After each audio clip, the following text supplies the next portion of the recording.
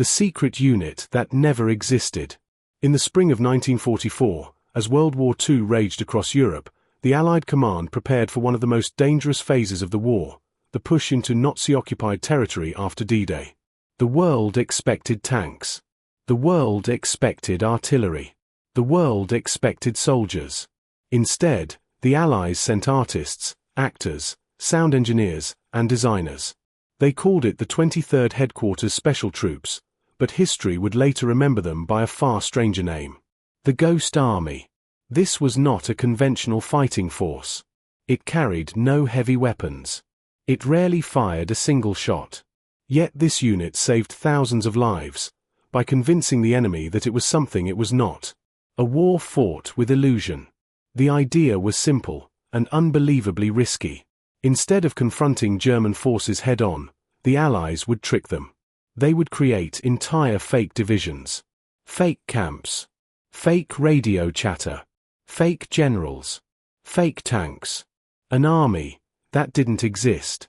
The mission was approved by commanders inside the US Army, who understood one critical truth: every German bullet aimed at a fake soldier was a real life saved somewhere else. Who were these soldiers? The men recruited into this secret unit were unlike any others in World War II. Many came from art schools in New York and Philadelphia, advertising agencies, architecture firms, theater groups, radio broadcasting studios.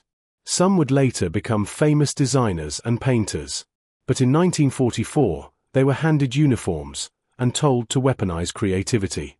One recruit later said, "We weren't sent to fight the war.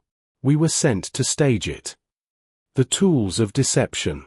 Instead of rifles, they carried sketchbooks, rubber, fabric, loudspeakers, recording equipment, paint kits, fake insignias. Their most powerful weapon? Inflatable tanks.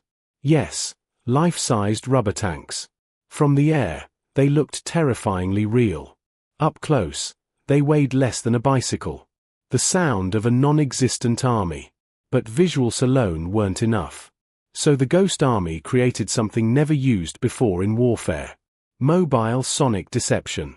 Using massive speakers mounted on trucks, they played recorded sounds of tanks moving, bridges being built, soldiers shouting, metal clanking, engines revving. These sounds were recorded by real armored units and carefully mixed by professional sound engineers. The audio could be heard up to 15 miles away. To German intelligence listening in the dark, it sounded like an entire division was moving into position. Radio traffic from people who weren't there. Another team specialized in fake communications. Highly trained radio operators mimicked the exact transmission style of real Allied units. They copied Morse code rhythm, call signs, message formatting, even individual operator habits. German signal intelligence believed they were tracking massive troop movements.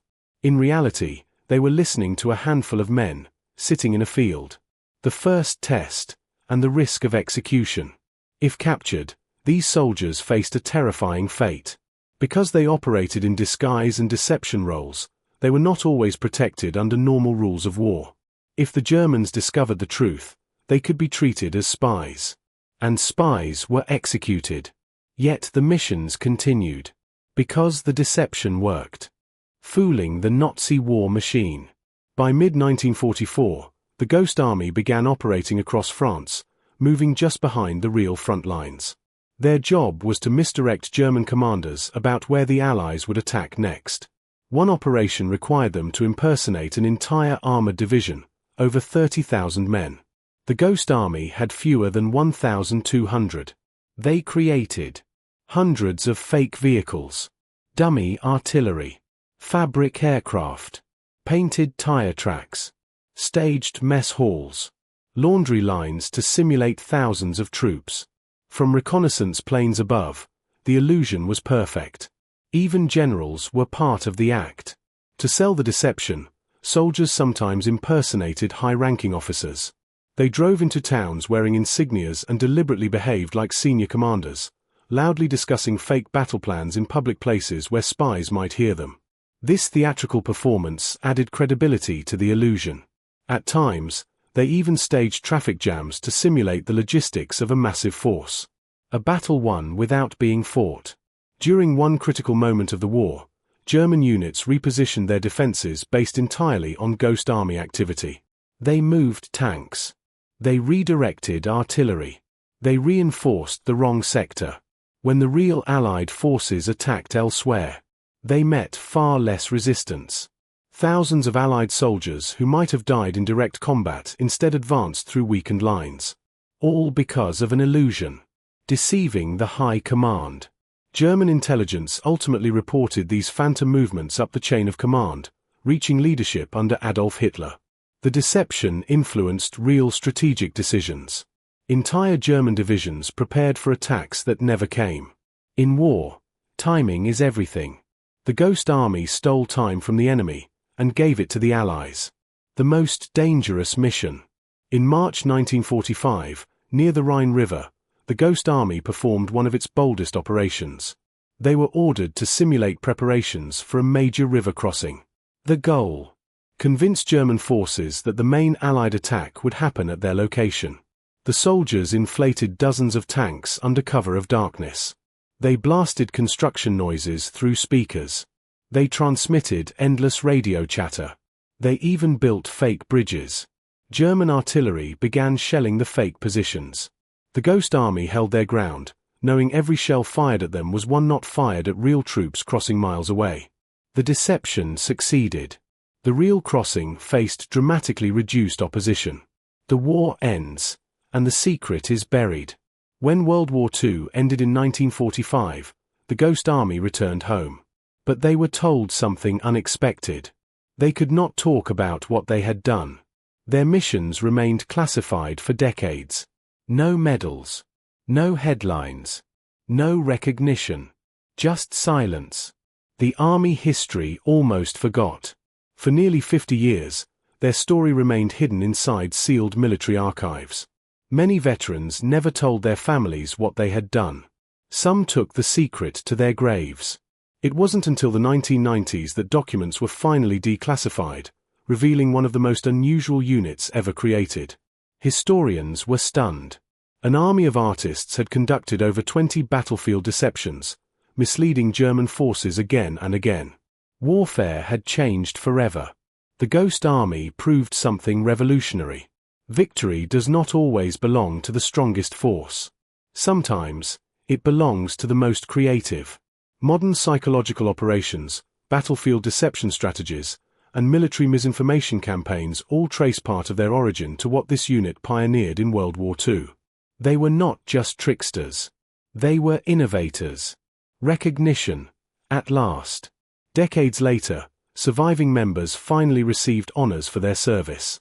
Their work was credited with saving an estimated tens of thousands of Allied lives. One veteran summarized their mission simply: "We were trying to create a situation where the enemy saw what we wanted them to see, not what was real." Why their story still matters.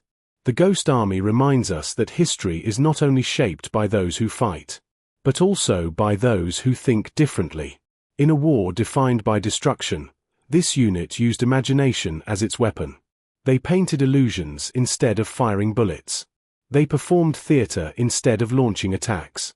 And yet, their impact was felt across an entire continent. The invisible soldiers. Today, no monuments mark the fake battlefields they created. No wreckage remains of their inflatable tanks. No photographs fully capture the scale of their deception. Because their greatest victory was making the enemy believe in something that never existed.